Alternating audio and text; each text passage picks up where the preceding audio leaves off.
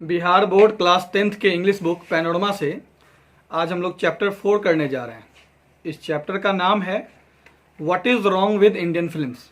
What is wrong with Indian films, इसका अर्थ हो गया भारतीय फिल्मों में कमी क्या है। लिखा है इसको सत्यजीत राय ने। तो चलिए सबसे पहले हम लोग सत्यजीत राय के बारे में जानेंगे। सत्यजीत राय का जो जन्म है वो हुआ था आपको 2 मई 1921 में कोलकाता में। कब हुआ था इनका जन्म? 2 मई यानी कि 2 मई 1921 कोलकाता में इनका जन्म हुआ था। और इनकी जो मृत्यु हुई थी वो हुई थी 23 अप्रैल 1992 को कोलकाता में ही हुई थी। समझ रहे हो? तो सत्यजीत राय का जन्म कब हुआ था? 2 मई 1921 कोलकाता में, और इनकी मृत्यु जो है वो 23 अप्रैल 1992 में कोलकाता में ही हुई थी। एक बात आपको और भी ध्यान में रखना है कि ये जो चैप्टर आप पढ़ रहे हो उसको अब सोच लो आप कि 1921 में उनका जन्म हुआ था, 1992 में इनकी मृत्यु हुई थी। तो इस जो ये एस्से है जो आज आप पढ़ रहे हो वो तो 1992 के पहले ही लिखा गया होगा। तो आपको उसी अनुसार जो है वो सोचना है। उस समय की फिल्मों की कमियां उन्होंने गिनाई है, अभी की फिल्मों की कमियां नहीं गिनाई है। 1992 के पहले जो फिल्मों में कमियां थी उन कमियों को गिनाने का काम जो है वो सत्यजीत राय ने अपने इस एस्से में किया है। तो एस्से को हम लोग बाद में पढ़ेंगे क्या लिखा है। सबसे पहले हम लोग सत्यजीत राय के बारे में जान लें। तो सत्यजीत राय का जन्म कब हुआ था? 2 मई 1921 कोलकाता में हुआ था, और इनकी मृत्यु जो है वो 23 अप्रैल 1992 कोलकाता में ही हुई थी। लाइन बाय लाइन समझने की कोशिश करोगे। सत्यजीत राय born on May 2, 1921 was a well known film director of India। Satyajit राय जिनका जन्म 2 मई 1921 में हुआ था वो एक इंडिया के जाने माने फिल्म निर्देशक थे। क्या थे वो? इंडिया के जाने माने फिल्म निर्देशक थे। He earned international recognition for his talent in film making and direction। Film निर्माण और निर्देशन में अपनी प्रतिभा दिखाने की वजह से उन्होंने अंतर्राष्ट्रीय पहचान अर्जित की। तो अंतर्राष्ट्रीय पहचान कैसे अर्जित करी? फिल्म निर्माण और निर्देशन में अपनी प्रतिभा दिखाकर। फिल्म निर्माण और निर्देशन में अपनी प्रतिभा दिखाकर उन्होंने क्या करी? अंतर्राष्ट्रीय पहचान अर्जित करी। Best known for his Pather Panchali, Aparajito, Charulata and शतरंज के खिलाड़ी। He won awards at international film festivals in Venice, Cannes and Berlin। वैसे तो कई सारी फिल्में बनाई सत्यजीत राय ने, लेकिन बहुत ज़्यादा जो मशहूर हैं ये उन फिल्मों के नाम हैं पथेर पांचाली, ये फिल्म बनी थी 1955 में। अपराजितो, ये फिल्म बनी थी 1956 में। चारुलता, ये फिल्म बनी थी 1964 में। और शतरंज के खिलाड़ी 1977 में बनी थी।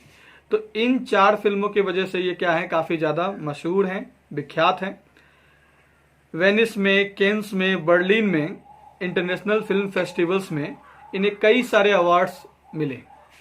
सत्यजीत राय को कई सारा अवार्ड्स जो है वो वेनिस में, केन्स में और बर्लिन के इंटरनेशनल फिल्म फेस्टिवल्स में इनको मिला। Ray used to compose music for his own films. अपनी फिल्मों में के गानों में जो है वो धुन की रचना भी किया करते थे।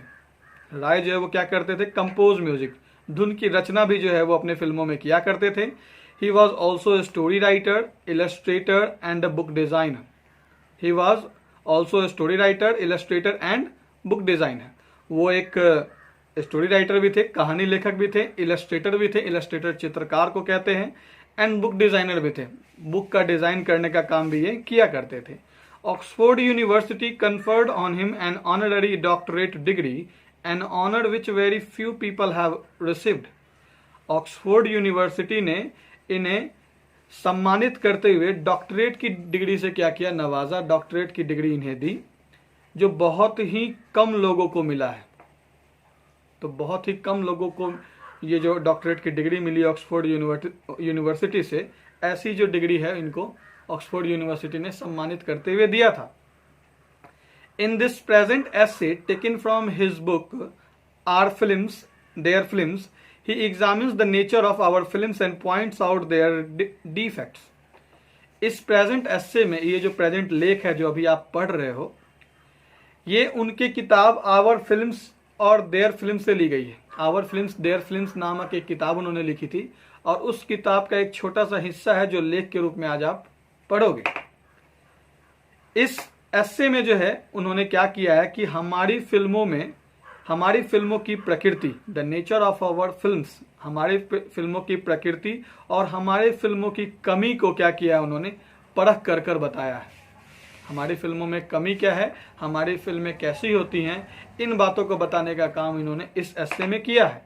ही is extremely critical of the quality of our film making, direction as well as content. वे हमारे फिल्म निर्माण, निर्देशन के अलावे विषय वस्तु की गुणवत्ता के प्रति भी जो है वो अत्यधिक गुण दोषदर्शी थे, आलोचक थे। वो क्या थे, एक आलोचक थे, और जो है किस चीज का आलोचना करते थे वो, हमारी फिल्म मेकिंग के बारे में, डायरेक्शन के बारे में और कंटेंट के बारे में, विषय सूची के बारे में। तो सत्यजीत राय जो है वो हमारे फिल्म निर्माण, निर्देशन के अलावे विषय वस्तु की गुणवत्ता के प्रति क्या थे, अत्यधिक गुणदोषदर्शी थे, एक आलोचक थे। आई बात समझ में? तो अभी हम लोगों ने सत्यजीत राय के बारे में जाना, ठीक है। अब हम लोग ये पढ़ेंगे कि इन्होंने इस एस्से में लिखा क्या है, ठीक है। इस एस्से में उन्होंने लिखा क्या है वो पढ़ेंगे, लाइन बाय लाइन पढ़ेंगे, ध्यान से समझने की कोशिश कीजिएगा। One of the most significant phenomena of our time has been the development of cinema from a turn of the century mechanical toys into the century's most potent and versatile art form.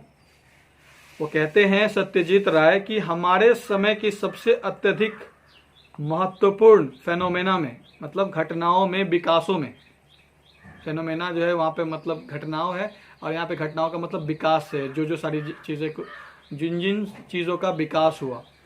तो सत्यजीत राय कहते हैं कि हमारे समय की सबसे अत्यधिक महत्वपूर्ण विकासों में से एक है सिनेमा का विकास। क्या है? सिनेमा का विकास है।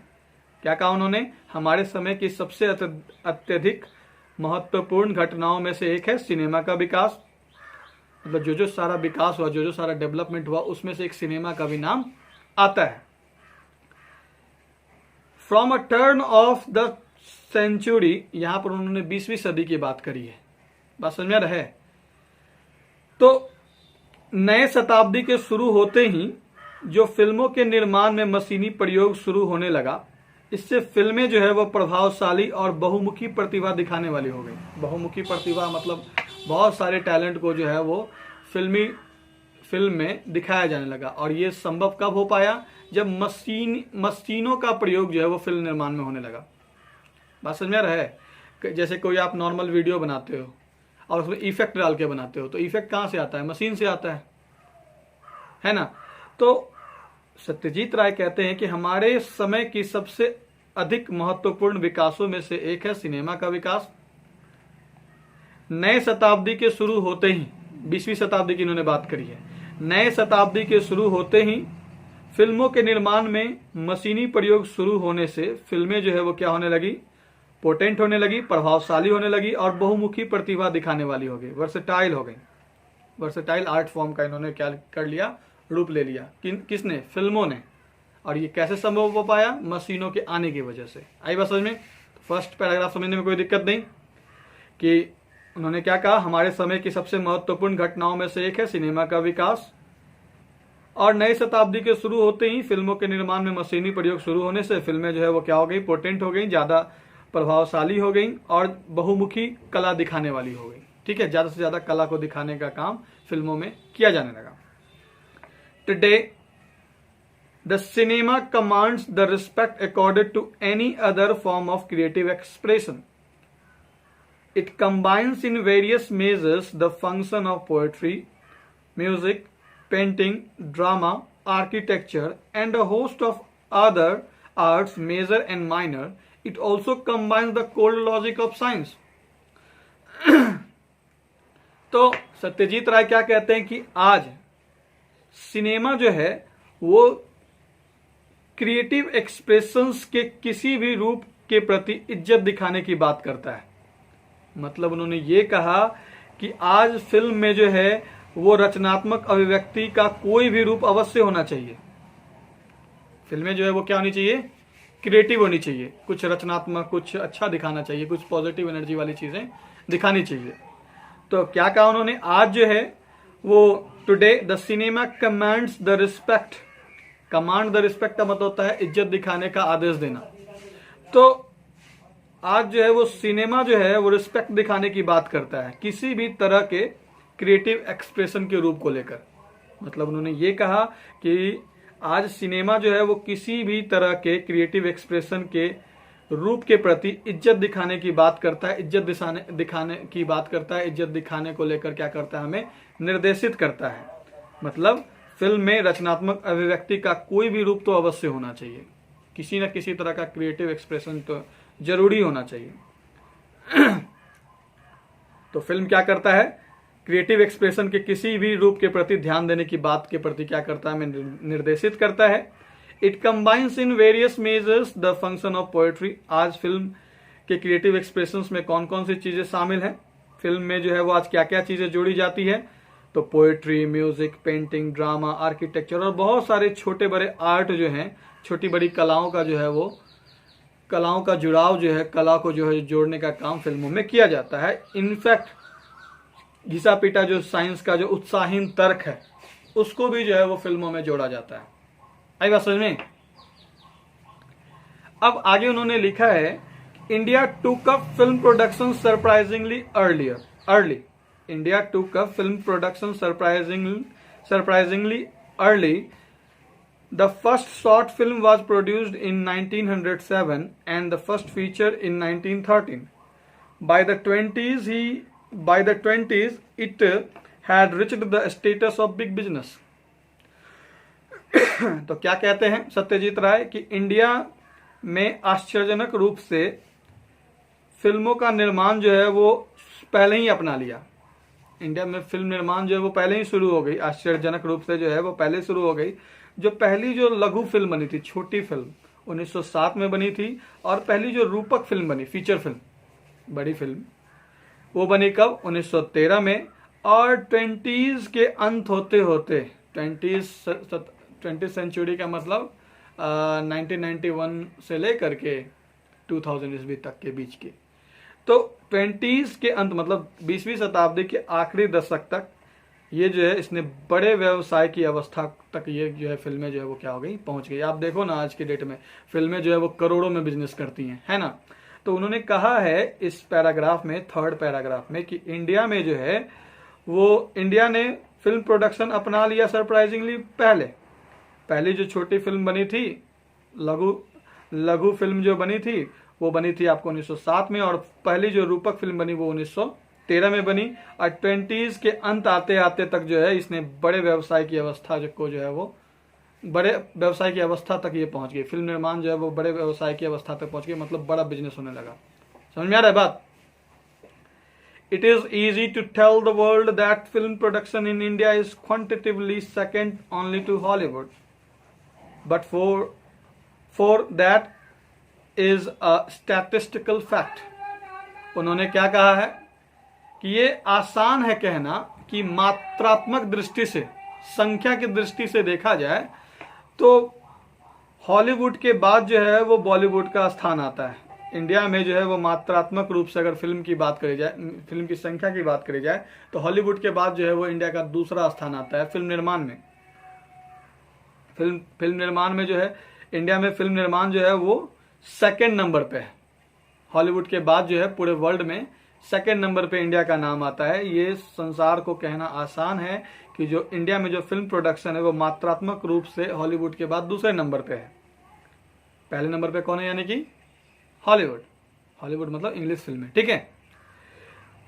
For that is a statistical fact, लेकिन ये तो सांख्यिकी तौर पे दिखाया गया सच है, सांख्यिकी तथ्य है। बात समझ में आ रहा है, मतलब एक डाटा टाइप बनाते हैं ना, डायग्राम टाइप। तो ये संसार को कहना आसान है कि इंडिया जो है वो सेकंड नंबर पे हॉलीवुड के बाद, हॉलीवुड मात्रात्मक दृष्टि से, मतलब फिल्मों की संख्या के आधार पर जो है वो इंडिया जो है वो दूसरे नंबर पे है वर्ल्ड में हॉलीवुड के बाद। लेकिन ये तो क्या है, सांख्यिक तथ्य है। अब सवाल ये कि but can the same be said of its quality. Second number पे तो है मात्रात्मक दृष्टि से, लेकिन क्वालिटी के बारे में भी सेम कह सकते हो आप? नहीं ना। Why are our film not shown abroad, हमारी फिल्मों को बाहर क्यों नहीं दिखाया जाता, देश के बाहर क्यों नहीं दिखाया जाता। आप हॉलीवुड फिल्में देखते हो ना, लेकिन आपको लगता है कि अमेरिका चाहे बाहर के लोग जो है वो यहाँ के फिल्में देखते होंगे, देखते भी होंगे तो बहुत कम, अभी की फिल्मों को तो देखते भी होंगे। ये 1992 के पहले की बात करी जा रही है। तो ये कहना आसान है कि फिल्म प्रोडक्शन की जगत में मात्रात्मक रूप से जो है वो हॉलीवुड के बाद दूसरा नंबर आता है। किसका? बॉलीवुड का या फिर इंडियन फिल्मों का। लेकिन ये तो सांख्यिकी तथ्य है। क्या इसकी क्वालिटी के बारे में, गुण के बारे में भी कह सकते हो कि ये दूसरा नंबर पे है? हमारी फिल्मों को बाहर के देशों में क्यों नहीं दिखाया जाता? Is it solely because India offers a potential market for her own product? क्या ऐसा इसलिए है कि भारत जो है वो अपने उत्पाद के लिए एक पोटेंशियल मार्केट, एक समर्थ बाजार प्रस्तुत करता है? कि मतलब भारत ऐसे ही अपने ही बाजार के लिए क्या करता है, चीजों का निर्माण करता है। भारत जो है वो अपने ही बाजार के लिए क्या करता है, चीजों का निर्माण करता है जो केवल यहीं के लोग खरीदें। क्या ये ऐसा है? और are we just plain ashamed of our films? या फिर ये कह लो कि हम लोग बिल्कुल सीधा कहें तो क्या हम लोग अपनी फिल्मों को लेकर शर्मिंदा हैं? बात समझने की कोशिश करो। उन्होंने कहा है कि दुनिया को कहना आसान है कि भाई मात्रात्मक रूप से संख्या के आधार पर जो है वो हॉलीवुड के बाद हमारा दूसरा नंबर है। लेकिन सवाल ये है कि ये तो सांख्यिकी तथ्य है। सवाल ये है कि क्या इसकी क्वालिटी के बारे में आप सेम कह सकते हो?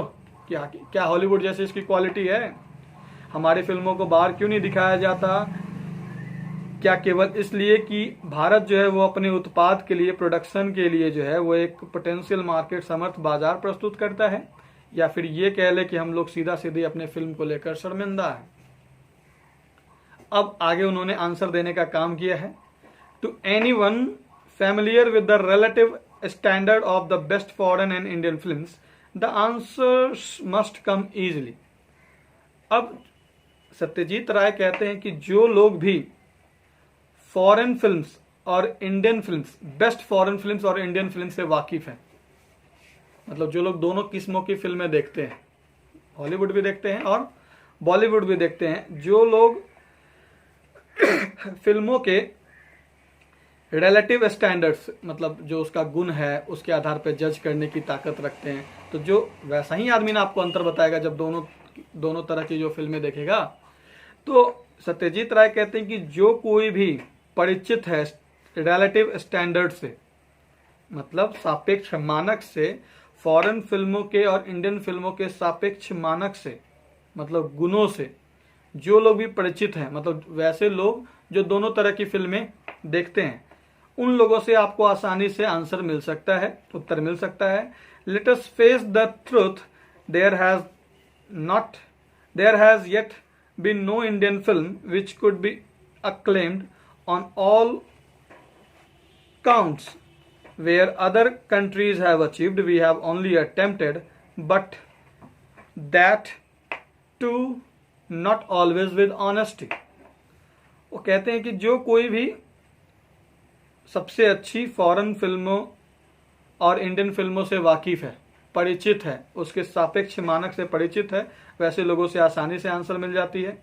चलिए सच का सामना करें, ऐसी कोई भी इंडियन फिल्म नहीं बनी जो सभी स्तर पर स्वागत करी जाए, अनुमोदित करी जाए कि हाँ भाई ये सही, सभी स्तर से क्या था, फिल्म अच्छा था, सारी चीजों की केमिस्ट्री जो है, संतुलन जो है इसमें बड़ी अच्छी थी। लेकिन दूसरे सारी कंट्रीज ने इन सब चीजों को हासिल किया है। दूसरे सारी कंट्रीज की फिल्में जो हैं उन्हें कई मायनों में जो है वो हर तरीके से क्या है, उन फिल्मों का क्या किया गया है, स्वागत किया गया है। हम लोगों ने बस कोशिश करी है, वो भी ईमानदारी से नहीं। मतलब हमारे यहाँ लोगों ने फिल्में बनाने के संबंध में इस बात का ख्याल जरूर रखा कि हमें जो है वो ऐसा फिल्म बनाना है जिसका सभी स्तर से क्या किया जाए, स्वागत किया जाए। लेकिन बस सोचा, ईमानदारी से कभी काम किया नहीं इस पर, जिससे क्या बनी, हमारी फिल्में कभी इतनी अच्छी बनी नहीं जिसको सभी स्तर से क्या किया जाए, तारीफ करी जाए। तो जो लोग भी बेस्ट फॉरेन फिल्म्स और इंडियन फिल्म्स के से परिचित हैं, उनके सापेक्ष मानक से, उनके गुण से परिचित हैं, उनसे आसानी से आंसर मिल जाएगा। हम लोग चलिए इस ट्रूथ को फेस करें कि ऐसी कोई इंडियन फिल्म नहीं बनी जो हर तरीके से स्वागत करी गई हो, जबकि दूसरे सारी कंट्रीज ने ऐसी उपलब्धि हासिल करी है। उनकी फिल्में जो है वो हर तरीके से क्या करी गई हैं, उनकी तारीफ करी गई है। हम लोगों ने बस कोशिश किया, ईमानदारी से कोशिश नहीं किया। नतीजा क्या हुआ कि हमारी फिल्मों को हर तरीके से इज्जत नहीं मिली, हर तरीके से उसकी स्वागत न करी गई। No doubt this lack of maturity can be attributed to several factors. The producers will tell you about that mysterious entity, the mass, which goes in for this sort of thing. The technician will blame the tools, and the director will have much to say about the wonderful things he had in mind, but could not achieve because of the conditions. अब इसमें कोई शक नहीं, सत्यजीत राय कहते हैं कि इसमें कोई शक नहीं कि हमारी फिल्में जो सारी तरह से स्वागत नहीं करी जाती, सारी तरीके से उसको अच्छा नहीं कहा जाता, ये जो लैक ऑफ मैच्योरिटी है, ये जो परिपक्वता की जो कमी है, उसके लिए कई सारी चीज़ों को, कई सारे फैक्ट्स को, तथ्यों को जो है वो श्रेय दिया जा सकता है। आखिर जो है वो मैच्योरिटी काहे नहीं है, इसकी कई सारी वजह है। प्रोड्यूसर जो है वो आपको बताएंगे उस रहस्यमयी सत्ता के बारे में जो कि लोग हैं, द मास। लोग क्या कहेंगे, ऐसा सोचते हैं ना लोग कहते हैं ना, कोई चीज़ बोलने से पहले, करने से पहले कहते हैं लोग क्या सोचेंगे, या फिर आप वैसी ही चीज़ें करते हो जो लोग पसंद करते हैं। तो प्रोड्यूसर आपको बताएंगे उस रहस्यमयी सत्ता के बारे में, और वो रहस्यमयी सत्ता क्या है, द मास, मतलब लोग। और प्रोड्यूसर आपको क्या कहेंगे, अरे लोग यही पसंद करते हैं, और वो जानबूझकर क्या करेंगे, फिल्म निर्माण में वो उन चीज़ों को डालेंगे जो लोग पसंद करते हैं, कुछ नया नहीं डालेंगे। टेक्नीशियन जो हैं वो क्या करेंगे, अपने औजारों को ब्लेम करेंगे, अरे यार ये मशीन ही ठीक नहीं है, इसलिए फिल्म नहीं बनता। अच्छा, डायरेक्टर जो है, जो फिल्म निर्देशक होते हैं, वो कहेंगे अरे मेरे दिमाग में तो बहुत सारी वंडरफुल चीज़ें थी, लेकिन क्या करूँ, परिस्थिति ने साथ नहीं दिया, इसलिए ये फिल्म में ये सीन आया नहीं, जिससे ये फिल्में जो है वो अच्छी बनी नहीं। बात समझ में आ रहा है? तो ये ईमानदारी की कमी है। अगर आपके दिमाग में कोई चीज़ निर्देशन है, आप डायरेक्टर हो, ठीक है, तो आप उस चीज़ को बखूबी निभाओ। सत्यजीत राय कहते हैं कि अगर आप डायरेक्टर हो तो आपके दिमाग में कोई वंडरफुल चीज़ें हैं, तो उस चीज़ को आप फिल्म में डालने की कोशिश करो, सच्ची ईमानदारी से कोशिश करो, तब आपकी फिल्म में मैच्योरिटी आएगी। मैच्योरिटी हमारी फिल्मों में है नहीं, और ऑन ऑल काउंट्स जो है वो हमारी फिल्मों को सराहा नहीं जाता, उसकी तारीफ नहीं करी जाती। तो इसमें कोई शक नहीं कि परिपक्वता की कमी है। प्रोड्यूसर जो है वो आपको रहस्यमयी सत्ता जो कि लोग हैं उनके बारे में कहेंगे, अरे लोग को यही पसंद है, वो यही जानबूझ कर डालेंगे, जिसके कारण फिल्म हमारी फेमस नहीं हो पाती, दूसरे देशों में देखा नहीं जाता। टेक्नीशियन जो है वो अपने औजार को ब्लेम करेंगे, डायरेक्टर कहेंगे अरे मेरे दिमाग में तो बहुत सारी वंडरफुल चीज़ें थी, लेकिन क्या करूँ, परिस्थिति ने साथ नहीं दिया। बस समझ आया? तो इन सब एक दूसरे पे दोषारोपण की वजह से हमारी फिल्में अच्छी नहीं हो पाती, उसमें मैच्योरिटी की कमी आ जाती है, और हर तरीके से हमारी फिल्मों को सराहा नहीं जाता। In India, it would seem that the fundamental concept of a coherent dramatic pattern existing in time was generally misunderstood. Bharat में ऐसा लगता है कि समय के अस्तित्व में जो स्पष्ट और सुबोध नाटकीय ढांचा के मौलिक सोच है, धारणा है, उसको ढंग से समझा ही नहीं गया, उसको गलत ढंग से ग्रहण किया गया।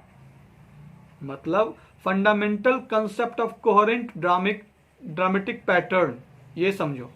ड्रामेटिक पैटर्न मतलब किसी भी नाटक को किस तरीके से दिखाया जाए, उसका ढांचा क्या होना चाहिए, ये कभी लोगों ने समझा ही नहीं। जो फंडामेंटल कॉन्सेप्ट है कि भाई जो आप ड्रामा दिखा रहे हो फिल्म में, जो कहानी आप दिखाने की कोशिश कर रहे हो, वो किस अंदाज में होना चाहिए, लोग उसको कैसे पसंद करें, तो इसका जो फंडामेंटल सोच है, एक स्पष्ट जो सोच होना चाहिए, जो स्पष्ट रूप से दिखाया जाना चाहिए, उसको लोगों ने कभी समझा ही नहीं। वो कहते हैं कि भारत में ऐसा लगता है कि स्पष्ट और सुबोध नाटकीय ढांचा, कोहेरेंट ड्रामेटिक पैटर्न, कोहेरेंट का मतलब क्या होता है, स्पष्ट और सुबोध, तो ड्रामेटिक पैटर्न की जो स्पष्ट और सुबोध ढांचा है, उसकी जो फंडामेंटल सोच है, उसको कभी ढंग से समझा ही नहीं गया, उसको गलत ढंग से ले लिया गया। समझ में रहे? मतलब कौन सा चीज किस अंदाज में दिखाया जाना चाहिए, ये कभी किसी को समझ में ही नहीं आया, जिससे हमारी फिल्में अच्छी बनी नहीं। often by a queer process of reasoning, movement was equated with action and action with melodrama. The analogy with music failed in our case because Indian music is largely improvisational. बात समझ आ रहा है? इधर ध्यान दो। अक्सर जो है वो क्वेयर प्रोसेस होती है रीजनिंग की। क्वेयर का मतलब होता है विचित्र, प्रोसेस का मतलब होता है प्रक्रिया, रीजनिंग का मतलब होता है तर्क देना। कि अगर मान के चलो कि अगर आपको एसी में ट्रैवल नहीं करना है तो आप कहते हो अरे यार गुटखा कहाँ थूकेंगे, ये बोल के आप क्या करते हो, एसी में नहीं जाते हो, जबकि एसी में बहुत सारी सुविधाएं मिलती हैं, आप आराम से बैठते हो, ये सब। तो ये विचित्र तर्क हो गया कि नहीं हो गया, ये अलग टाइप का तर्क हो गया कि नहीं हो गया। तो अक्सर जो है वो एक तर्क की विचित्र प्रक्रिया द्वारा जो है वो हरकत को कार्य के बराबर, हरकत को, मूवमेंट को एक्शन के बराबर किया गया और कार्य को जो है वो भावनात्मक नाटक के बराबर किया गया। जो संगीत की जो समरूपता है, एनालॉजी है, एनालॉजी का मतलब होता है वर्ड्स के अकॉर्डिंगली एक्शन। अगर आप गाने में नैन अगर वर्ड आ रहा है तो आप नैन दिखा रहे हो, अरे सुनना वर्ड आ रहा है तो आप कान की ओर इशारा कर रहे हो। तो ये इसको एनालॉजी कहते हैं कि वर्ड्स के अकॉर्डिंगली एक्शन। तो संगीत की जो समरूपता है, समरूपता मतलब वर्ड्स के अकॉर्डिंगली एक्शन, वर्ड्स के अनुसार एक्शन करके दिखाना। तो संगीत में जो ये जो समरूपता है वो विफल हुई क्योंकि भारतीय संगीत को रचना जो है वो खेल के साथ होती है। मतलब गाना में जो वो बोल रहे हैं उसको नाच करके भी दिखाएंगे, इसलिए भी जो है वो क्या हुई, भारत की संगीत की जो समरूपता है वो फेल हो गई। आई बात समझ में? यहाँ आप समझने की कोशिश करो अपने लैंग्वेज में कि यहाँ पर जो रीजनिंग है, यहाँ पर जो फिल्म जो दिखाते हैं उसमें क्या करते हैं लोग, अजीब तर्क दिखाते हैं। मूवमेंट को जो है वो एक्शन के बराबर किया जाता है और एक्शन को जो है वो मेलोड्रामा, नाटकीय आधार पर किया जाता है, नाटक के बराबर। मेलोड्रामा नाटक दिखाया जाता है ना, जैसे कि अब किसी को छुरा लग गया, लगा तो नहीं रहता, लेकिन नाटक दिखाता है ना, तो कुछ ज़्यादा ही नाटक दिखा दिया। तो तर्क की जो विचित्र प्रक्रिया द्वारा जो है वो हरकतों को कार्य के बराबर किया गया और कार्य को जो है वो भावनात्मक नाटक के बराबर किया गया। जो एनालॉजी है, एनालॉजी है म्यूजिक की, यानी कि संगीत की जो समरूपता है वो फेल हो गई। क्यों फेल हो गई? क्योंकि हमारी जो इंडियन म्यूजिक है वो क्या है, रचना, उसकी रचना जो है वो खेल के साथ होती है। म्यूजिक की रचना जो है वो खेल के साथ, मतलब डांस में भी वो सारी चीजें आपको दिखाएंगे ही दिखाएंगे। आई बात समझ में? Almost every passing phase of the American cinema has had its repercussion on the Indian films. Stories have been written based on Hollywood successes and the cliché preserved with care. Even where the story has been a genuinely Indian one, the background music has revealed an irrepressible penchant for the jazz idiom.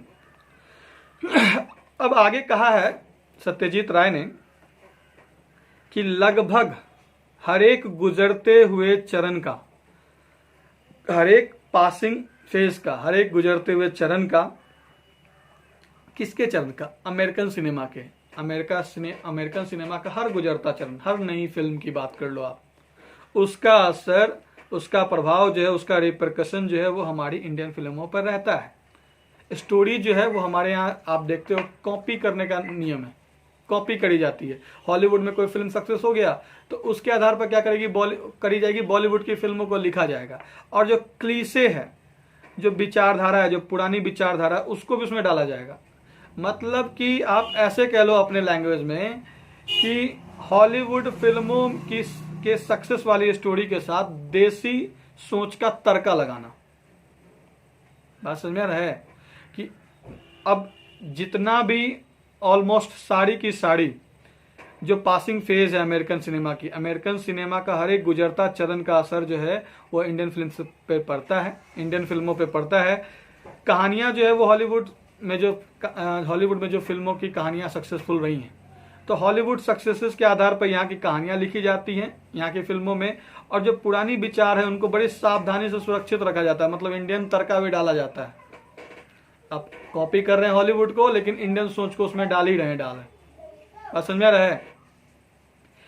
अगर आपको film की जो कहानी है वो वास्तव में सचमुच एक इंडियन लगेगी, फिर भी जो बैकग्राउंड म्यूजिक है उसमें शोरगुल, जैज इडियम के प्रति जो विशेष रुचि दिखाई जाएगी, पंचेंट दिखाया जाएगा, झुकाव दिखाया जाएगा। फिल्म इंडियन है, ठीक है, फिल्म में इंडियन म्यूजिक दूसरी चीजें होती है, इंडियन म्यूजिक गिटार वगैरह या फिर सितार वगैरह, जो म्यूजिक इंडियन म्यूजिक की अलग ही अपनी एक पहचान है। लेकिन हमारे यहाँ सिस्टम क्या है कि हर एक अमेरिकन सिनेमा के गुजरते हुए हर एक almost every passing phase of American cinema के लगभग हर गुजरते चरण का असर इंडियन फिल्मों पे पड़ता है। स्टोरी जो है वो इंडियन फिल्म की स्टोरी जो है वो हॉलीवुड फिल्म की सक्सेसफुल कहानियों के आधार पर लिखी जाती है और उसमें जो है वो देसी सोच का तड़का डाला जाता है। क्लीशे जो है उसको सावधानी से सुरक्षित रखा जाता है। अगर फिल्में सचमुच में इंडियन हो भी तो भी बैकग्राउंड म्यूजिक में जो है वो एक अदम्य अनियंत्रित विशेष रुचि जो है वो जैज इडियम के प्रति यानी कि शोरगुल भरे नाच गानों के प्रति दिखाई जाएगी। बात समझ में आ रहा है? It should be realized that the average American film is a bad model if only because it depicts a way of life so utterly at variance with our own. ये हमेशा महसूस किया जाना चाहिए, इट शुड बी रियलाइज, ये महसूस किया जाना चाहिए कि औसत अमेरिकन फिल्मों का औसत अमेरिकन फिल्म जो है, ये महसूस किया जाना चाहिए कि द एवरेज अमेरिकन फिल्म, औसत अमेरिकन फिल्म जो है वो एक बुरा नमूना है। क्यों नमूना है, बुरा नमूना उन्होंने क्यों कहा है? क्योंकि उनमें जो लाइफ को दिखाया जाता है, उन फिल्मों में जो लाइफ को दिखाया जाता है वो हमारे लाइफ से मेल ही नहीं खाता है। ऐसी लाइफ को दिखाते हैं हॉलीवुड के फिल्मों में, अमेरिकन फिल्मों में, जो हमारी लाइफ से मेल नहीं खाता है। और स्वाभाविक बात है, आप वो हमारे लाइफ से मेल खाता नहीं और उसको उठा के आप इंडियन फिल्म में डाल देते हो। नतीजा होता है कि लोग पसंद नहीं करते हैं, जिसकी वजह से हर तरीके से हमारी फिल्मों को सराहा, उसकी तारीफ नहीं करी जाती है। तो इट शुड बी रियलाइज्ड, ये महसूस किया जाना चाहिए कि औसत अमेरिकन फिल्म जो है, एवरेज अमेरिकन फिल्म जो है वो एक बुरा नमूना है। क्योंकि ये जो है वो लाइफ को इसमें जो लाइफ दिखाया जाता है वो हमारे लाइफ से मेल नहीं खाता है। वे ऑफ लाइफ है, जीवन का जो तरीका है, जिंदगी का जो तरीका है, इस फिल्मों में, इन फिल्मों में जो दिखाया जाता है वो हमारे लाइफ से मैच नहीं करता। More the high technical polish which is the hallmark of the standard Hollywood product would be impossible to achieve under existing Indian condition. इससे भी अधिक कहा जाए तो हॉलीवुड की फिल्मों में जो है, हॉलीवुड की फिल्मों में उच्च तकनीकी चमक होती है, कुछ ज्यादा ही मशीनों का प्रयोग दिखा देते हैं। इसके अलावा जो इससे भी अधिक कही जाए, हॉलीवुड फिल्मों की बुराई करी उन्होंने, ठीक है, कि हॉलीवुड की फिल्मों में जो है वो उच्च तकनीकी चमक दिखाई जाती है, जो कि हॉलीवुड प्रोडक्ट का क्या है, हॉलमार्क है, छाप है। क्या है? गुणवत्ता दिखाने का क्या है, छाप है। और ये जो टेक्निकल पॉलिसीज वगैरह दिखाई जाती हैं, जो उच्च तकनीकी चमक दिखाई जाती है अमेरिकन फिल्मों में, इंडियन कंडीशन में, इंडिया के जो परिस्थिति है उस परिस्थिति में उन चमक धमक को दिखाना, उस चमक धमक को पा लेना, फिल्मों में दिखा देना, ये पॉसिबल ही नहीं है। What the Indian cinema needs today is not more gloss. अब यहाँ पे सजेशन देने का काम किया है, ध्यान से सुनो। सत्यजीत राय ने फिल्मों की कमी तो बता दी कि हॉलीवुड के सक्सेस के आधार पर लिखते हैं, हॉलीवुड में जो है वो ऐसी फिल्मों को दिखाते हैं जो कि हमारे लाइफ से मेल नहीं खाता है, उसी चमक धमक को हम लोग कॉपी करने की कोशिश करते हैं, उसमें देसी सोच का तड़का डालते हैं, जिसकी वजह से हमारी फिल्मों को हर तरीके से सराहा नहीं जाता। तो अब कहते हैं कि अब उन्होंने सजेस्ट करने का काम किया कि what the Indian cinema needs today is not more gloss but more imagination, more integrity and more intelligent appreciation of the limitations of the medium. आज जो है वो इंडियन सिनेमा को ज्यादा चमक की जरूरत नहीं है, फिल्मों में ज्यादा चमक दिखाने की जरूरत नहीं है, टेक्निकल पॉलिश की जरूरत नहीं है। जरूरत है इंडियन फिल्म में मोर इमेजिनेशन की, कल्पना करने की। आप हॉलीवुड को कॉपी कर रहे हो, क्यों कर रहे हो भाई? आपकी अपनी कल्पना नहीं है। तो सत्यजीत राय ने यहाँ पर सजेस्ट करने का काम किया कि इंडियन सिनेमा को जरूरत है ज्यादा चमक की नहीं, बल्कि ज्यादा कल्पना की जरूरत है, इंटीग्रिटी की जरूरत है, अखंडता की जरूरत है। मिलजुल के काम करे, अच्छे से काम करे। किसी चीज को, कोई सीन अगर आप देने जा रहे हो तो ये नहीं कि टेक्नीशियन आपका ब्लेम कर रहा है टूल्स को, प्रोड्यूसर बोल रहा है कि क्या करूं, लोग क्या सोचेंगे ऐसी फिल्म में अगर सीन देंगे। नहीं, अगर डायरेक्टर है तो वो कहेगा कि अरे क्या क्या, उसके दिमाग में बहुत सारी चीजें थी जो वो नहीं कर सका क्योंकि परिस्थिति ने साथ नहीं दिया। तो वो कहते हैं कि हमारी फिल्मों को आज ज्यादा कल्पना की जरूरत है। पहले तो आप कल्पना करो और अखंडता दिखाकर उस कल्पना को जो आपने दिमाग में रख रखा है उसको फिल्म में डालने की कोशिश करो। तो वो कहते हैं कि इंडियन सिनेमा को आज जरूरत है ज्यादा चमक की नहीं, इमेजिनेशन की ज्यादा जरूरत है, इंटीग्रिटी की जरूरत है, और जो intelligent appreciation of the limitations of the medium. और फिल्म बनाने की जो माध्यम है उसकी जो सीमाएं हैं, मतलब हमारे पास कोई मशीन है, ठीक है यार, हॉलीवुड की तरह हमारे पास मशीनें नहीं है, आपकी जो सीमाएं हैं उसी के अंदर रह के काम करो, उसी में आप क्या करो, अच्छा देने शुरू करो। इंटेलिजेंट एप्रिसिएशन का मतलब जो हमारे पास है वही अच्छा है, हम उसी में करेंगे, हम दूसरे को कॉपी करने के चक्कर में अपनी चीज को बर्बाद नहीं करेंगे। तो वही उन्होंने कहा है कि आज इंडियन सिनेमा को जरूरत है ज्यादा चमक की नहीं, इमेजिनेशन की जरूरत है, इंटीग्रिटी की जरूरत है, अखंडता की जरूरत है, और जो भी माध्यम है, माध्यम की सीमाओं का एक अधिक मेधावी मूल्यांकन की जरूरत है। जो भी सीमाएं हैं, जो जिस तरह की मशीनें हैं आपके पास, जिस तरह की आपकी कैपेसिटी है, उसके अनुसार उसमें अखंडता दिखाते हुए, ईमानदारी दिखाते हुए और भी अच्छा सोचते हुए क्या करने की जरूरत है। आज आपको फिल्म बनाने की जरूरत है, कॉपी करने की जरूरत नहीं है। After all we do possess the primary tools of film making. आखिरकार फिल्म मेकिंग की, फिल्म निर्माण की जो प्राथमिक औजार है, फिल्म निर्माण में जो भी औजार की जरूरत पड़ती है, जो भी टूल्स मशीनरी की जरूरत पड़ती है, वो तो हमारे पास है, तब तो हम लोग फिल्म बना रहे हैं। तो आफ्टर ऑल आखिरकार हमारे पास प्राइमरी टूल्स तो हैं ही फिल्म मेकिंग का। The complaint of the technicians not withstanding mechanical devices such as the crane shot and process shot are useful but by no means indispensable. अब कहते हैं आखिरकार हमारे पास फिल्म निर्माण की जो प्राथमिक औजार है वो तो हैं। टेक्नीशियंस की, टेक्नीशियन होते हैं ना कि क्या किस किस बातों का ध्यान, शिल्पकार जिसको कहते हैं, ठीक है। तो टेक्नीशियंस की कंप्लेन के बावजूद भी मैकेनिकल डिवाइसेस हैं हमारे पास, जैसे कि क्रेन शॉट, क्रेन शॉट उठा के नहीं ऊपर से सीन लिया जाता है ऐसे वैसे, तो क्रेन शॉट हो गया, प्रोसेस शॉट हो गया, ये सब यूजफुल है। लेकिन इसका मतलब ये नहीं कि आप हर फिल्म में घुसाते जाओ। जहां जरूरत है वहां पर आप क्या कर सकते हो, क्रेन शॉट और प्रोसेस शॉट का इस्तेमाल कर सकते हो। घूमता हुआ नहीं रहता हीरो हीरोइन एक ही जगह रहता है, चारों ओर से घूम घूम के, ऊंचा करके नीचा करके। तो वो कहते हैं कि हमारे पास जो है वो फिल्म मेकिंग की प्राइमरी औजार तो हैं। टेक्नीशियंस के, शिल्पकारों के कंप्लेंट के बावजूद भी मैकेनिकल डिवाइसेस जैसे कि क्रेन शॉट और प्रोसेस शॉट का इस्तेमाल किया जा सकता है, उपयोगी है ये। लेकिन किसी प्रकार से ये नहीं कि इसका आवश्यक, अनिवार्य, इसका जो है निश्चित रूप से आप इस्तेमाल करो ही, जब जरूरत पड़े आप इस्तेमाल कर सकते हो, वो कह रहे हैं। What our cinema needs above everything else is a style, an idiom, a sort of iconography of cinema which would be uniquely and recognizably Indian. वो कहते हैं आज हमारे सिनेमा को जरूरत है above everything, सभी चीजों से ऊपर उठ के आज हमारे सिनेमा को किस चीज की जरूरत है, एक स्टाइल की। हमारे सिनेमा में कमी किसकी है, स्टाइल की। तो आज स्टाइल की जरूरत है, एक इडियम की जरूरत है। इडियम मतलब बोलना कैसे है, एक्शन की जरूरत है, बोलने की जरूरत है, एक्शन के साथ बोलने की जरूरत है। आइकोनोग्राफी की जरूरत है। आइकोनोग्राफी का मतलब ये होता है कि किसी भी चीज का एक मूर्ति विद्या का मतलब, इसका आइकोनोग्राफी का मतलब मूर्ति विद्या होता है। मतलब आपके दिमाग में एक आइकॉन बन जाता है ना, जैसे अमिताभ बच्चन है तो बिग बी एक आइकन है, ठीक है। तो बड़े हीरो जो होते हैं वो आइकन होते हैं। अगर आपके दिमाग में रहता है कि अगर भाई अगर ये हीरो ये फिल्म में काम कर रहा है तो जरूर अच्छा होगा, ऐसा होता है ना, तो वो आइकोनोग्राफी है। पसंद में आया। तो आज हमारे सिनेमा को सब चीज़ों से अधिक किस चीज़ की जरूरत है, स्टाइल की जरूरत है, ईडीएम की जरूरत है और आइकोनोग्राफी ऑफ सिनेमा की जरूरत है। इसकी वजह से जो है वो हमारी फिल्में क्या होंगी, अलग होंगी और पहचान के तौर पर भी इंडियन लगेंगी। अपनी स्टाइल यूज करो, अपना ईडीएम यूज करो, अपना आइकोनोग्राफी यूज करो और एक इंडियन पहचान दो। सत्यजीत राय ने क्या किया, इस बात को सजेस्ट करने का काम किया है।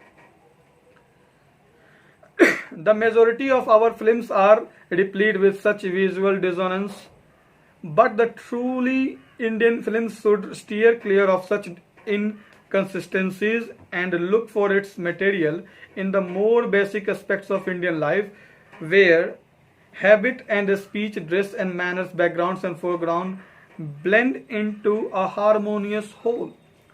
अब वो कहते हैं कि हमारी फिल्मों में देखो, फिर बुराई करने की कोशिश बताया उन्होंने, बुराई करके बताया। The majority of our films, majority का मतलब बड़ी संख्या में, तो हमारी फिल्मों की बड़ी संख्या जो है वो भरी हुई है विजुअल डिसोनेंस से।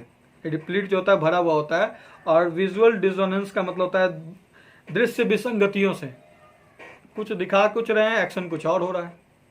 तो हमारी फिल्म ज्यादातर जो इंडियन फिल्में, हमारी फिल्मों की ज्यादातर फिल्में जो है वो भरी हुई हैं, दृश्य विसंगतियों से भरी हुई है और सच्चे ढंग से इंडियन फिल्म्स को steer clear of such inconsistencies, इन ऐसी विसंगति से, कर्कशता से मुक्त होना चाहिए। आप देखोगे ना कि धीरे से भी अगर हीरो विलन को मारा तो इतना जोर से चिल्लाएंगे, बात समझ में आ रहा है। तो कुछ बहुत सारी ऐसी दृश्य विसंगतियां हैं, ठीक है, मतलब आपको डांस में, एक्शंस में ऐसी कई सारी विसंगतियां नजर आ जाएंगी। जब आप फिल्म देखोगे, गौर से देखोगे, आपको लगेगा अरे ये चीज यहाँ नहीं होना चाहिए। तो हमारी फिल्मों जो है, फिल्मों की ज्यादातर संख्याएं जो हैं वो ऐसी फिल्में हैं जिसमें दृश्य विसंगतियां भरी हुई है, और इंडियन फिल्म्स को सच्चे ढंग से जो है वो इन दृश्य विसंगतियों से क्या होना होगा, अलग होना होगा, अलग होना होगा। And look for its material in the more basic aspects of Indian life, और भारतीय जीवन की अधिक मौलिक पहलुओं में इसकी सामग्री तलाश करनी होगी। मतलब इंडियन पहलू को दिखाने की जरूरत है। क्या कहा उन्होंने, भारतीय जीवन की अधिक मौलिक पहलुओं में इसकी सामग्री तलाश करनी होगी। वेयर हैबिट एंड स्पीच, यहाँ पर हैबिट और स्पीच हो गया, ड्रेस और मैनर्स हो गया, बैकग्राउंड और फोरग्राउंड हो गया, ये सब सारी चीजों का मिश्रण हो जाए और एक ढंग की फिल्म बन पाए। समझ में आ रहा है। तो वो कहते हैं कि हमारे फिल्मों में जो ज्यादातर फिल्मों में जो दृश्य विसंगतियां हैं उनसे दूर होने की जरूरत है। भारतीय जीवन की अधिक मौलिक पहलू, भारतीय जीवन का जो पहलू है, उठना बैठना चलना, संस्कृति रिवाज सभ्यता, उन पहलुओं में जो है वो अपनी सामग्री तलाश करनी, मतलब उन मटेरियल्स को उठाकर, उन सीन्स को उठाकर फिल्म में डालने की जरूरत होगी। ठीक है, स्पीच है ना, habit, dress and manner, background, foreground, सब चीजों का एक समरस संपूर्ण जो है वो सारी चीजों को संपूर्णता से मिलाने की जरूरत जो है वो हमारी फिल्मों को है। It is only in a drastic simplification of style and content that hope for the Indian cinema resides at present. It would appear that nearly the prevailing practices go against such a simplification. भारतीय cinema में जो style है, जो content है, उसका तेजी से सरलीकरण करके अस्तित्व में बने रहने की उम्मीद की जाती है। भारतीय फिल्मों से जो है, इंडियन फिल्मों से जो है वो उम्मीद की जाती है कि शैली, स्टाइल, कंटेंट, इसका तेजी से सरलीकरण करके, इसको सिंपल करके, स्टाइल को, कंटेंट को, इन सबको सिंपल करके जो है वो क्या किया जाए, इसकी उम्मीद बनी रहे, इसका अस्तित्व बना रहे, फिल्म की अस्तित्व बनी रहे, ऐसी उम्मीद करी जाती है। लोग उम्मीद करते हैं कि हमारी लाइफ को दिखाया जाए ढंग से, सिंपल तरीके से जो है वो दिखाया जाए, जो कंटेंट है वो समझने में आसान हो, बहुत ज़्यादा फास्ट नहीं हो, जो फिल्म की कहानी है, जो फिल्म की विषय वस्तु है, बहुत ही क्या हो, आसानी से समझ में आने वाली हो। तो भारतीय सिनेमा से जो है वो, भारतीय सिनेमा से शैली और कथा वस्तु का तेजी से सरलीकरण करके अस्तित्व में बने रहने की उम्मीद की जाती है। भारतीय फिल्मों से ये उम्मीद की जाती है कि जो स्टाइल है वो सिंपल होगा, कंटेंट जो है वो, जो कहानी है फिल्म की, वो सिंपल होगी समझने में, ऐसी उम्मीद की जाती है। स्टार्टिंग ए प्रोडक्शन, फिर उन्होंने फिर बुराई करने की बात करी है, बुराई किया है। Starting A production without adequate planning, sometimes even without a shooting script, penchant for convolutions of plot and counterplot rather than the strong, simple, undirectional narrative, the practice of sandwiching music numbers in the most unlyrical situation, the habit of shooting indoor in a country which is all landscape, and at a time when all other countries are turning to the documentary for inspiration, all this stand in the way of the evolution of the distinctive style. अब क्या कहा है सत्यजीत राय ने कि बिना पर्याप्त योजना के निर्माण के, फिल्म निर्माण की बिना पर्याप्त योजना, कोई योजना ना बनाया चलो फिल्म शुरू करते हैं, बात समझ में आ रहा है। तो बिना पर्याप्त योजना के निर्माण के, कभी कभी तो बिना स्क्रिप्ट जो होता है ना, आप देखे होगे, आप अगर फिल्में देखते होगे, सबसे पहले किसी भी जो हीरो को जो सिलेक्ट किया जाता है फिल्म में, तो उसको कहानी सुनाया जाता है, स्क्रिप्ट सुनाया जाता है, लेख, एक कॉपी होती है मोटी सी, फिल्म में एक एक बातों को जो, फिल्म की एक एक बातों को जो उसको दिखाया जाता है कि देखिए ये फिल्म की कहानी है, आपको मैं हीरो बनाना चाहता हूँ। जो डायरेक्टर होते हैं, प्रोड्यूसर होते हैं, उनको जाकर क्या कहते हैं कि हमें आपको चुनना है, ये कहानी है। तो हीरो जब देखता है कि उसको स्क्रिप्ट पसंद आती है तो उस पर साइन करता है, तो और फिर वो उसी फिल्म में क्या करता है, हीरो का किरदार निभाता है।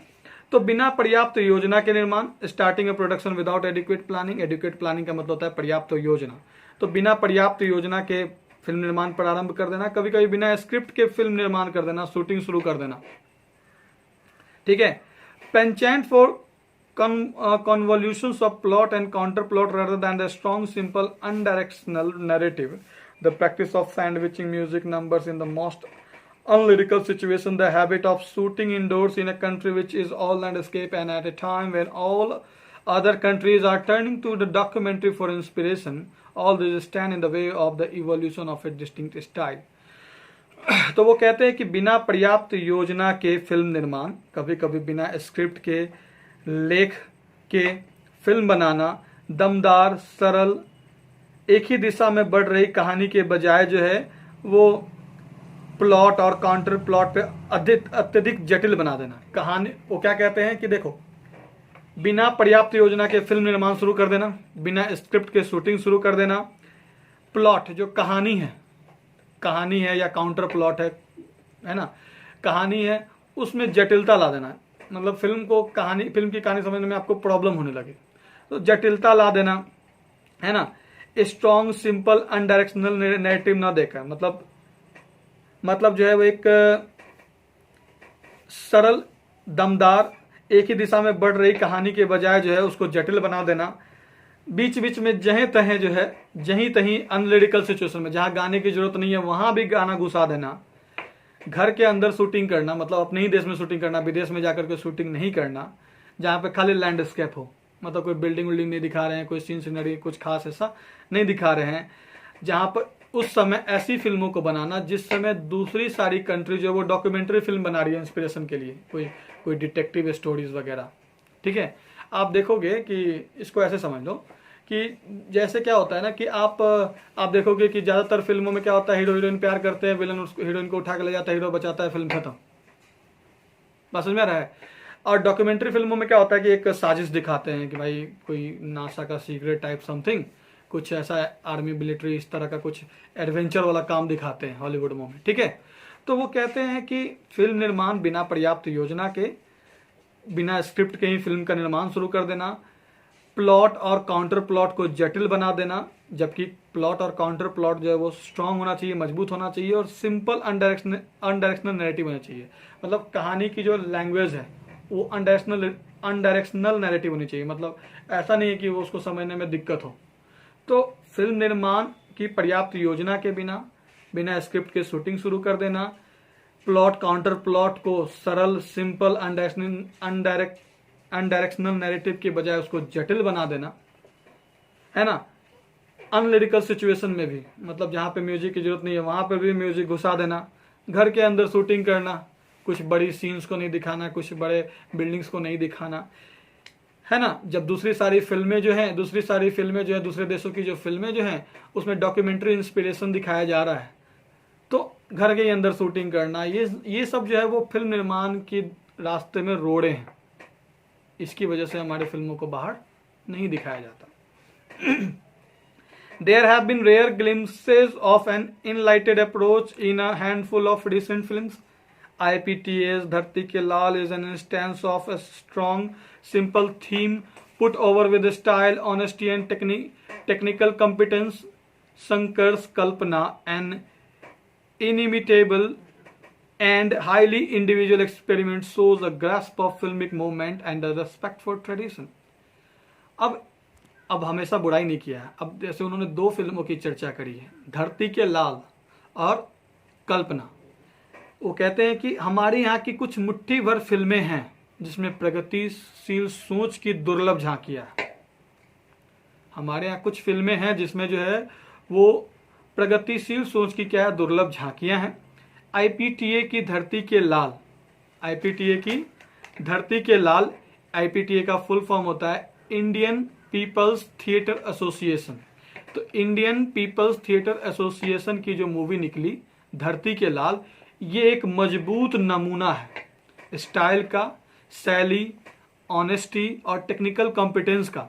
शैली, ईमानदारी और तकनीकी क्षमता के साथ सफलतापूर्वक अभिनय करके जो है वो इस फिल्म में क्या किया गया है, दिखाया गया है। इसके अलावा शंकर की जो कल्पना है, शंकर जो है जिन्होंने फिल्म बनाया, कल्पना नामक फिल्म बनाया, वो an imitable and highly individual experiment shows the grasp of filmic movement and the respect for tradition। Shankar की जो कल्पना है उसमें जो है वो, शंकर की जो कल्पना है वो एक imitable and highly individual experiment है। उसमें जो है वो अनोखी और उच्चतम व्यक्तिगत प्रयोग को करके दिखाया गया है। और ये फिल्म जो है शंकर की कल्पना जो है वो फिल्मिक मूवमेंट पर पकड़ को और ट्रेडिशन के प्रति इज्जत को दर्शाता है। फिल्म संबंधी गतिशीलता और परंपरा के प्रति इज्जत को जो है वो शंकर की कल्पना जो है मूवी जो है वो दर्शाने का काम करता है। तो क्या कहा उन्होंने कि कुछ मुट्ठी भर फिल्में हैं जो अच्छी हैं, जिसमें जो है वो प्रगतिशील सोच की दुर्लभ झांकियां हैं। आईपीटीए की धरती के लाल जो है वो ऐसा ही एक इंस्टांस है, ऐसा ही एक एग्जाम्पल है मजबूत का, जिसकी थीम क्या है, मजबूत है। इसमें स्टाइल है, ऑनेस्टी है, टेक्निकल कॉम्पिटेंस दिखाया गया है, मतलब शैली है, ईमानदारी है, तकनीकी क्षमता के साथ सफलतापूर्वक अभिनय करके दिखाया गया है। शंकर की जो कल्पना है वो इनिमिटेबल और हाईली इंडिविजुअल एक्सपेरिमेंट है। ठीक है, वो फिल्म के मूवमेंट पर पकड़ दिखाती है और ट्रेडिशन के प्रति इज्जत दिखाती है। उसके बाद लास्ट पैराग्राफ में उन्होंने सजेस्ट करने का काम किया है कि the raw material of the film is it life itself. देखो, रॉ मटेरियल का मतलब होता है कि जैसे कि आप कोई कपड़ा बनाते हो तो उसके लिए कपास की जरूरत होती है ना, रुई की, धागा निकालोगे, रेशा तैयार करोगे, धागा तैयार, तब ना उसको बुनने का काम करोगे। तो जो फिल्म निर्माण की जो रॉ मटेरियल है, जो कच्ची सामग्री है, वो तो जिंदगी है। फिल्म में जिंदगी दिखाई जाती है ना। तो सत्यजीत राय कहते हैं कि जो रॉ मटेरियल है सिनेमा की वो तो जिंदगी खुद है। It is incredible that a country which has inspired so much painting, music and poetry should fail to move the film makers. ये आश्चर्य की बात है, ये अविश्वसनीय, इनक्रेडिबल है, अविश्वसनीय है कि जिस कंट्री ने बाकी देशों को पेंटिंग, म्यूजिक, पोएट्री के प्रति जो है निर्माण में, पोएट्री के निर्माण के प्रति क्या किया, प्रेरित किया, वो फिल्म बनाने में असफल है। फिल्म में जो है वो म्यूजिक, पोएट्री, पेंटिंग होती है ना, ड्रामा दिखाते हैं ना, तो इंडिया ने जो क्या किया, इन सारे देशों को प्रेरित करने का काम किया है इस फील्ड में, लेकिन इंडिया जो है वो फिल्म बनाने के क्षेत्र में असफल है।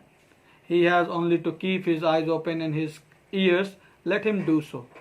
सत्यजीत राय कहते हैं कि जो फिल्म बनाते हैं उन्हें अपने आंख खोल कर रखने की जरूरत है, आंख कान खोल कर रखने की जरूरत है, और फिर उन्हें बनाने दो, करने दो।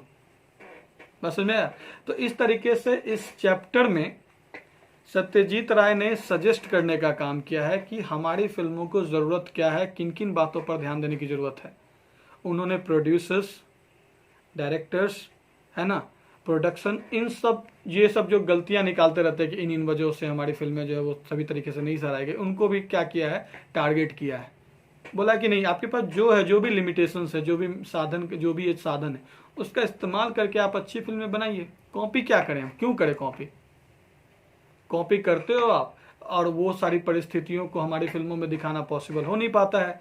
हमारे देश की जिंदगी जो है, हमारे लोगों की जो जिंदगी है वो फिल्म में दिखाई नहीं जाती। नतीजा क्या होता है कि उसको पसंद नहीं किया जाता है। तो ऐसी ही कई सारी चीज़ों का उल्लेख किया सत्यजीत राय ने अपने इस टॉपिक में।